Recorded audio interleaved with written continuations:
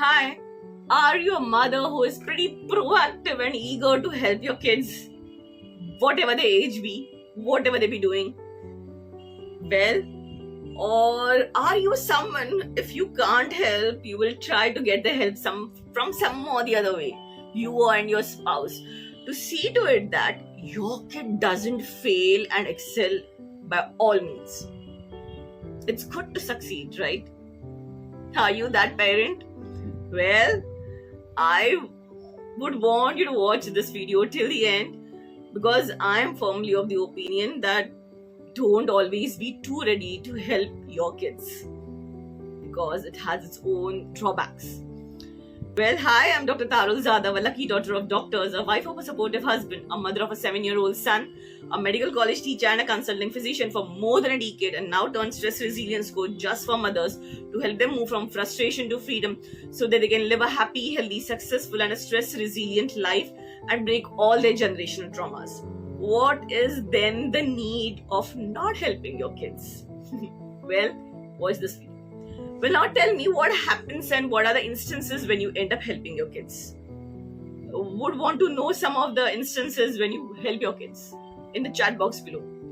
Well, I will tell you when you want to help your kids. You want to help your kids learn maybe some task or in their craft, in their drawing, because that is where even I have taken help from my parents. Or you want to help do some task because they are fumbling, they're not doing it properly and they're wasting their time. So you just help them do it correctly and properly. Or you help them pick up and drop from their college to the home. Why? Because it saves the time and because you have all the amenities. So why not? Okay, you help them, good, you help them. But then why are you intending to help them? First, because you want them to excel. You want them to not waste their time. You don't want them to mingle up with the brats or so-called the spoiled kids. And you want them to be successful and ahead in the league as compared to anyone else. Now, that is the whole intention, isn't it? That is what every parent would want, even I would want, that they should be ahead in the league and not mingle and waste their time with any brat. But well, what is the drawback of this now? Overprotecting a kid, over helping a kid also has a drawback. What? They become too dependent. Dependent to the extent that they would always want someone to help them, someone to do something. And in the process, they don't understand that if they help themselves, they will learn their own things. Now, if you are a parent who will quite often give the coffee, tea, milk, or the breakfast on the table, study table of the kid, it's quite likely that the kid would expect that even when he's grown up, even when you're sick. Is that a fair deal? Not a fair deal. Then they become pretty temperamental. No, why are you not giving it today? Every day you give, na? Give it to me now. They don't understand that even you have that sensitivity because you have got them into the habit of getting everything easily. Now that's not good enough, right? That makes them pretty obstinate because they feel if I'm getting something so easily, I'll get something out from outside also pretty easily. They don't understand that parents could give them easily. But the environment around would not. It has its own time and pace. They give up on those things. If they don't get on time, they just give up. They do not have that patience, persistence, the ability to think strategically, the ability to approach things from a different perspective, or the ability to negotiate, deal, communicate with people around to get a particular task done.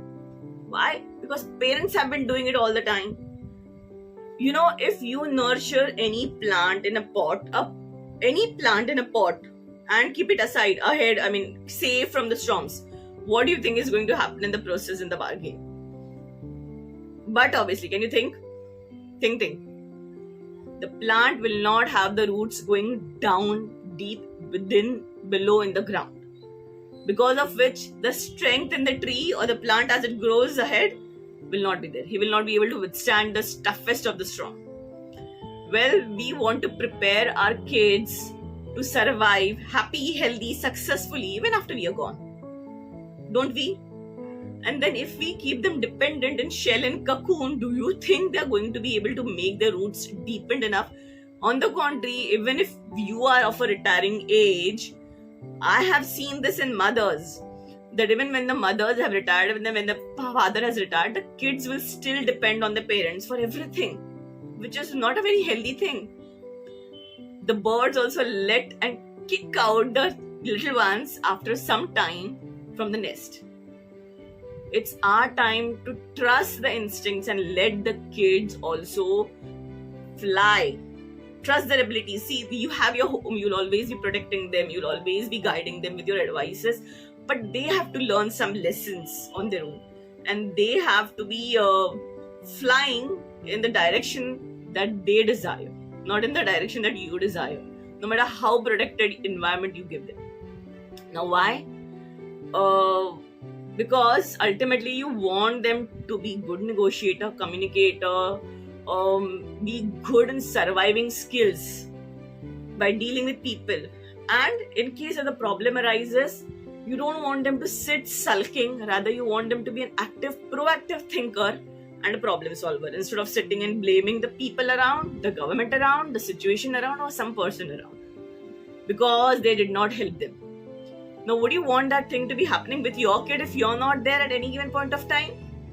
If you want, then it's your choice. If you do not want, then at this point of time, right away, please stop slowly chopping the strings of the help that you're giving them. Don't make them a parasite, I would say. Rather, make them stand tall and upright so that they have their roots going deep into the soil, and so that they're able to withstand any kind of storm at any given point of time, and they're able to survive with resilience, bounce back at any adversities. So that's what we in love actually should be doing for the kids. Our love should empower them, should not make them handicapped actually. So as a mother, it becomes very important. Why? Because most of the mothers will go ahead in feeding, nurturing, serving. बच्चा ही तो है, पढ़ रहा है, दे देती हूँ. बच्चा ही तो है, बीमारी में सब उठ के काम कर लेती हूँ, पढ़ाई कर रहे हैं. And the kids will not take responsibility, Over a period of time, they'll really not know what responsibility taking is. They'll be completely dependent on you. I wouldn't want a stressful growing age for you. You should be aging happily, gracefully. Your kids should be living happy, healthy, successfully, with resilience.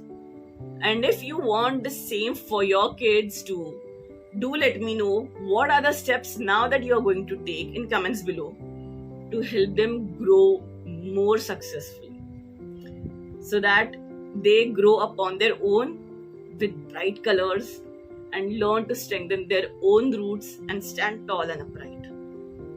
Is that something that you're going to do starting today? Promise me. I would love to hear that from you, and I wish you all the happiness, health and success in this task, because it's tough for every parent to disconnect from every activity that we have been doing, because it's always filled with love, selfish love sometimes. Well, hope you get success in any decision that you make.